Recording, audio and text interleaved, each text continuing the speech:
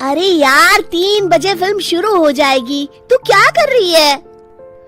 बस मुझे 5 मिनट दे, मैं अभी साड़ी बदल कर आती हूँ। अरे बहू, तू अचानक कहाँ जा रही है? तेरी सास तुझे आवाज दे रही है। अरे छोड़ ना, ये बुढ़िया कभी नहीं सुधरेगी। क्या हुआ माँ जी?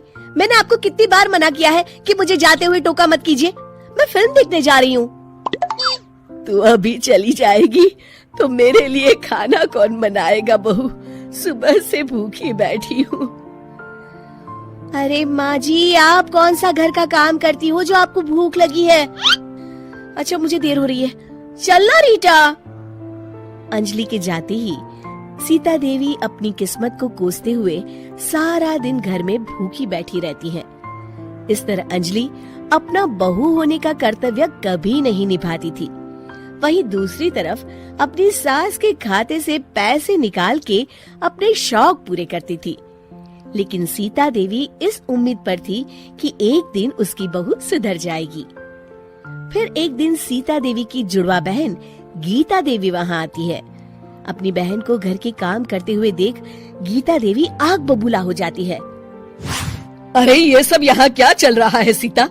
तेरी बहू कहाँ है जो तू घर के काम कर रही है? सीता देवी भावुक होकर रोने लगती है।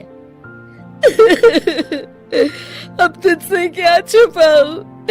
मेरी बहू रत्ती भर भी मेरी इज्जत नहीं करती। मजबूरी में मुझे घर के सारे काम करने पड़ते हैं। वो तो बस सारा दिन अपनी सहेली के साथ सैर सपाटा करने में लगी रहती है। अच्छा, तो उस चिड़िया के पर निकल आए। तू चिंता मत कर, मैं ऐसी कई बिगड़ैल बहुओं को ठीक कर चुकी हूँ। अब मैं इस चुड़ैल से निपटूंगी। तू कुछ दिनों के लिए मेरे घर चली जा, मेरी बहू तेरी अच्छी देखभाल करेगी। फिर दोनों बहनें आपस में साड़ियाँ बदल लेती हैं और सीता देवी अपनी बहन के घर चली जाती हैं। देर रात अंजलि जब घर आती है तो अपने कमरे का नजारा देख उसकी आंखें फटी की फटी रह जाती है। हे राम, मेरे कमरे का एसी कहाँ चला गया? और मेरा 56 इंच का एलईडी टीवी कौन ले गया? अंजलि तैस के साथ अपने सास के कमरे में जाती है। तभी वो देखती है कि उसके कमरे का एसी और टीवी उसकी सास के कमरे में लगा है और गीता देवी आराम से एसी की हवा खाते हुए सास बहू सीरियल का मजा ले रही है। अच्छा, तो ये सब इस बुढ़िया की कारस्तानी है। अभी इसे बताती हूँ। ये सब क्या है माँ जी? आपकी हिम्मत कैसे हुई मेरे सामान को हाथ लगाने की? क्यों बहू, ये सारा सामान तूने तेरे पिताजी के पैसों से खरीदा है क्या? है? लगता है तू भूल गई कि ये सारा सामान मेरे पैसों से आया है, इसलिए मैं अपनी सारी चीजें अपने कमरे में उठा लाई। तुझे कोई एतराज है? चल जा यहाँ से, सीरियल का मजा किरकिरा मत कर। गीता की बातों का कोई जवाब नहीं बनता देख अंजलि अपने दांत पीस कर रह जाती है। अगले दिन रीटा और अंजलि शॉपिंग पे जाने की तैयारी करती हैं। अंजलि जैसे ही अपनी स्कूटी पर बैठती है तभी गीता देवी स्कूटी की चाबी निकाल लेती है। अरे, ये स्कूटी कहाँ लिए जा रही है? ये भी मेरी कमाई की है। माँ जी, ये तो आप हद कर रही हैं। मैं बाहर पैदल जाऊंगी क्या? हाँ, पैदल जा। वैसे भी तुझे घूमने का शौक है, मुझे नहीं। देखिए माँ जी, इस तरह मेरी सहेली के सामने मेरी बेइज्जती करके आप ठीक नहीं कर रही हैं। आप मुझे अच्छी तरह जानती हैं, बाद में आपको पछताना पड़ेगा।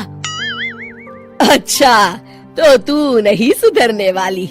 मेरे ही घर में मुझे ही धमकी दे रही है? तेरी याददाश्त के लिए बता दूं कि ये मकान मेरे नाम पर है।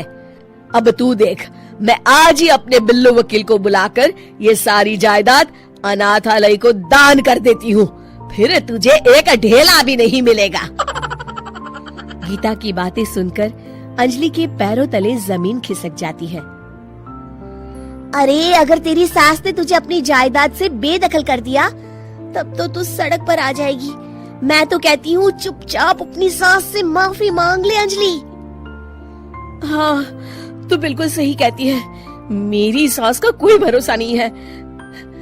अरे नहीं नहीं माँ जी, ऐसा गजब मत करिए, आज के बाद मैं आपको कोई तकलीफ नहीं दूंगी और घर के सारे काम ना मैं ही कर लूंगी।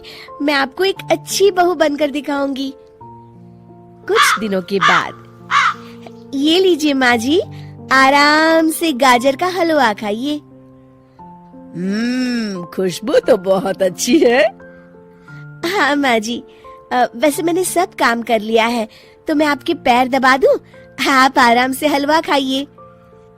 इस तरह गीता देवी अंजलि को सही रास्ते पर ले आती हैं और सीता देवी वापस अपने घर में आकर रहने लगती हैं।